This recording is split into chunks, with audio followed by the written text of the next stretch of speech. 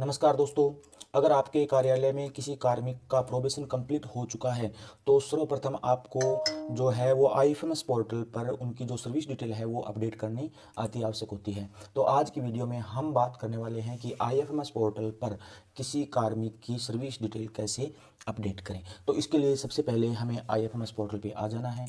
IFMS portal पे आने के बाद एक्सेस वर्कस्पेस पे क्लिक कर देना है। उसके बाद में हमें देखना है कि कौन जो मतलब आपके जो पीओ के अधीन अनेक विद्यालय होते हैं तो वो जो कौन से विद्यालय के अंतर्गत आते हैं तो वो आपको पता ही है। तो सबसे पहले मैं देख लेता हूँ कि मुझे जो करनी है वो कैसे क्या करना है। लेकिन एक बात याद रखनी है कि सर्विस डिटेल अपडेट करने के लिए सबसे पहले हमें डीडीओ पे नहीं एचओ से ये जो रिक्वेस्ट है वो अप्रूव करनी होती है। तो सबसे पहले हमें इस पर क्लिक करना है। इसके बाद में एम्प्लॉय मैनेजमेंट इस पर आ जाना है। एम्प्लॉय मैनेजमेंट पे क्लिक करने के बाद में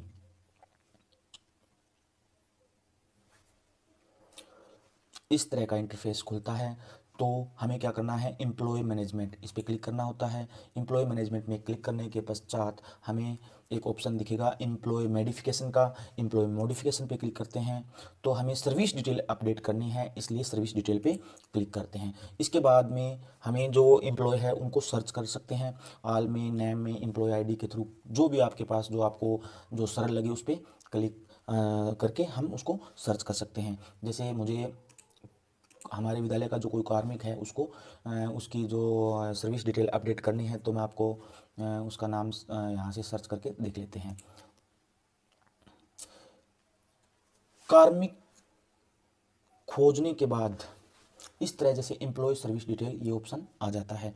अगर आपका जो कोई कार्मिक है वो सब ऑर्डिनेट मतलब जो अगर कोई सेकंड ग्रेड वरिष्ठ अध्यापक है, जैसे हमारे जो विद्यालय का जो मैं सर्विस डिटेल अपडेट कर रहा हूँ वो मतलब वरिष्ठ अध्यापक है, तो उन पे सर्विस कैटेगरी जो है वो सब ऑर्डिनेट यहाँ मतलब सब ऑर्डिनेट करना है। यहाँ सबसे ज़्यादा दिक्कत आती है कि कौन सा ऑप्शन यहाँ चूज करें, क्योंकि आगे जो designation as per service cadre है उस पर मतलब उस कार्मिक का नाम आना अति आवश्यक होता है।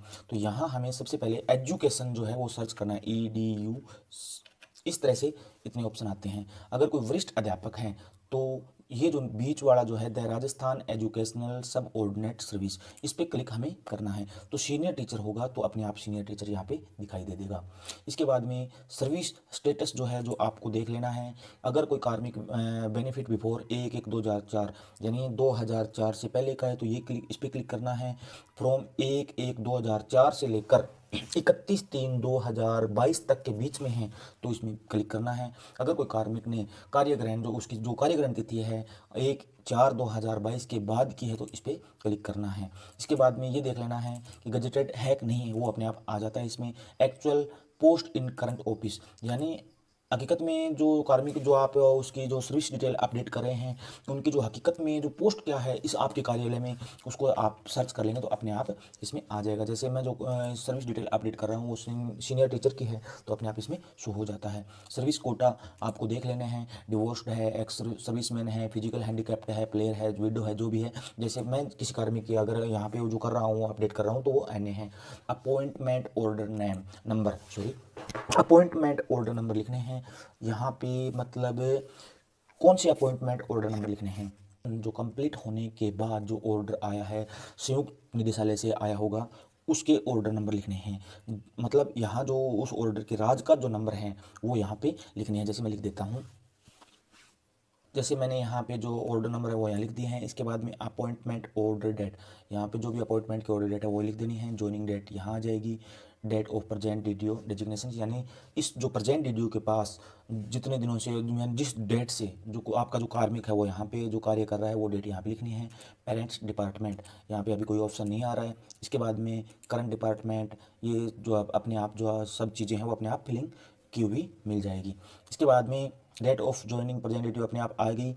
और इसके अलावा आपको यहाँ पे कुछ भी नहीं करना है। इसके बाद में देखते हैं नीचे क्या आता है। अभी जो ऑर्डर आया है मतलब फिक्सेशन का वो यहाँ पे कन्फर्मेशन का जो ऑर्डर आया है वहाँ पे क्लिक करके यहाँ पे कन्फर्मेशन ऑर्डर लिख देना है और उस फाइल को अपलोड करके अपलोड सर्विस डिटेल इस बटन पे क्लिक करना है। तो दोस्तों यहाँ से वो अपडेट है जो सर्विस डिटेल है वो अपडेट हो जाएगी। अगर आपको ये वीडियो पसंद आई है तो वीडियो को लाइक करें और चैनल को सब्सक्राइब करें। धन्यवाद।